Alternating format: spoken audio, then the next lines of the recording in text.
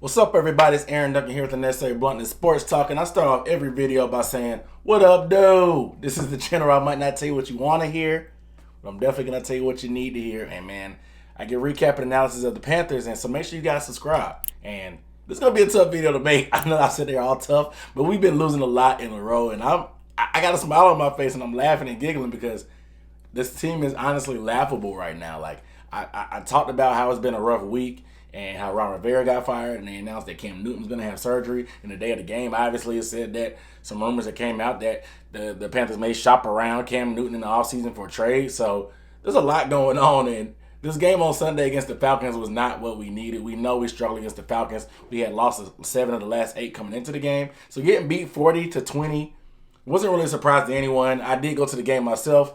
The stands were empty. I'm not going to lie. It was really nobody there. You know what I'm saying? Of course, the Falcons fans, they're going to talk some trash and like they won the Super Bowl or whatever, but they just want to find a bright spot. I mean, their record is still worse than ours, and they're still at the bottom of the division, but it's just a bad matchup for the Panthers, period. And there's just a few reasons why. I mean, we had a chance. We started moving the ball, obviously, but the sack fumble from Kyle Allen hurt. The interception dropped by from Ian Thomas hurt. Excuse me. And just little crazy stuff happens, and that blows this game out of proportion. You know what I'm saying? It was 40-20, and I was completely wrong about this. You know what I'm saying? I didn't think we were going to win. I did pick the Falcons to win by I think 7, and I thought we were going to put up a few more points. I think I said 31-24.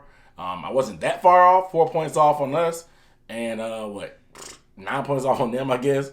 But I said that I thought Kyle Allen would have a bounce back game. He didn't. I said that I thought our offense would be able to put up some points.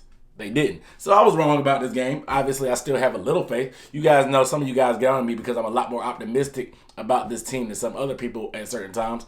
But now I'm pretty much off this, man. I've gotten numb to these losses. Like, the worst part about it is dealing with the fans. I don't really care about us losing anymore at this point because obviously David Tepper is going to blow up this organization and put us in the gutter for whatever process he thinks we're going to do. I guess we think we're the Philadelphia 76ers where we're just going to lose games and try to build this team for how he wants to instead of capitalizing on the talent we actually do have, because we have a lot of talent on this team, but it just seemed like instead of people wanting to be inspired by Ron getting fired, it seemed like it did more harm than good. And then you have bad calls that happen in the game because our defense is struggling. You have some interesting calls by Scott Turner in the game.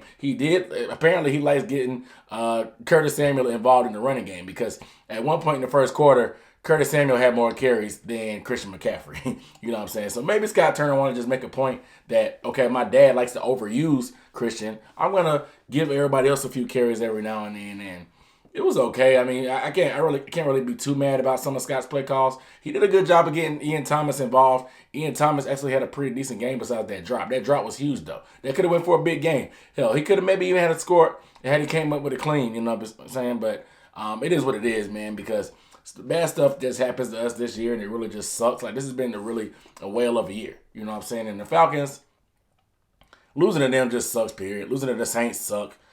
It's just, their fans are annoying, like, period. You guys know how it goes. I mean, like I said, I live in Atlanta. I tell you guys all the time. I catch hell from their fans, and they're annoying. You know what I'm saying? I'm really tired of it because half the fans don't even show up. The tickets are really dirt cheap. You can get Falcons tickets for $20, but they still won't come to the game. But they want to act all loyal and talk all this trash when they finally get a win, or they actually look and check their phone and say, "Oh, we won today," blah, blah, blah. But stuff has really been crazy. And let's just talk about the Dante Jackson thing, the elephant in the room. You know what I'm saying? With the coaches being fired, Perry Fuel being promoted, Eric Washington probably calling some plays, Perry Fuel calling plays. Dante Jackson had some stuff to say after the game that never really happens in Carolina history. You know what I'm saying? We know Dante isn't a very emotional player. If you saw All or Nothing on Amazon, you know that Dante has some times that he's kind of a head case. But he plays with that same intensity. Sometimes it can be a benefit. But this sophomore season for him has really, really been a down year. And sometimes when guys have early success, they can have that sophomore slump where they kind of come back down to earth because people actually see film on them and they start doing stuff. So he had a pretty bad game. He gave up a touchdown to Calvin Ridley, who pretty much eats his lunch every time. He's been eating Donte Jackson's lunch since they played each other at Alabama and LSU. Then he got beat by the wee little man, Zacchaeus. If you don't know the song about Zacchaeus was a wee little man, go check it out. But Zacchaeus is my size. He's about 5'8", 190, and he beat Dante Jackson for a 93-yard touchdown, which is even more embarrassing because that was his first catch ever in his NFL career. So we over here making dreams come true. I told you guys a while back, the Panthers are the get-right team. The Falcons, they were one of the last teams in the league with sacks. They got, 5 on us? They were one of the worst teams in rushing. They had over 150 yards on the ground. You know what I'm saying?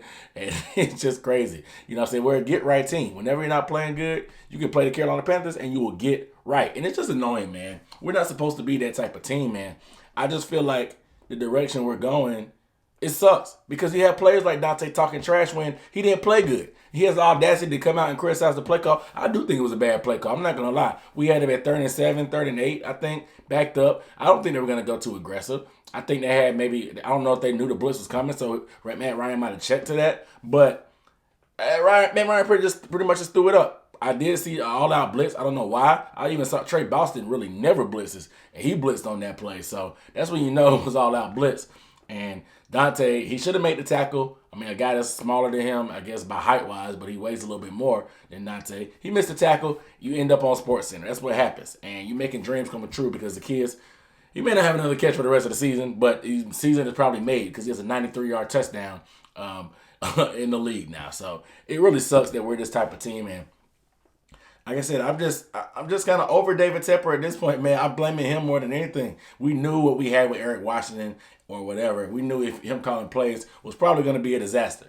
You know what I'm saying? So our defensive performance was terrible. Giving up 40 points to the Falcons is really embarrassing, and it just hurts because we should be better than this. We have so much talent on the team that we're not performing and living up to that hype. It just sucks. So it is what it is. But like I said, I blame Tepper. I don't know if he wanted shock value to make the players think that, oh, anybody can get gone, so we need to play tougher. No, they're playing worse. It seems like people don't really want to be here anymore. They seem like people want to talk about, oh, Ron lost the locker room, so he needed to go. Like, no, David Tepper, you've lost the locker room yourself. You lost the organization because I feel like nobody's buying in anymore to what's going on. I think at least Ron Rivera, he could right the ship, and we never had any kind of controversy like this come out. I think the worst thing that might have happened was probably Greg Hardy, but that was really off the field. There was nothing in the locker room, a guy that is blatantly speaking out against coaching. That doesn't happen to Carolina, and people don't realize that Ron Rivera runs a pretty disciplined and tight ship. You know what I'm saying? He is a player's coach, so guys respect him. So they're not going to talk out like that, or they're not going to do a bunch of bad stuff like that. Or if some stuff does happen, he does a good job of keeping it under wraps. Now,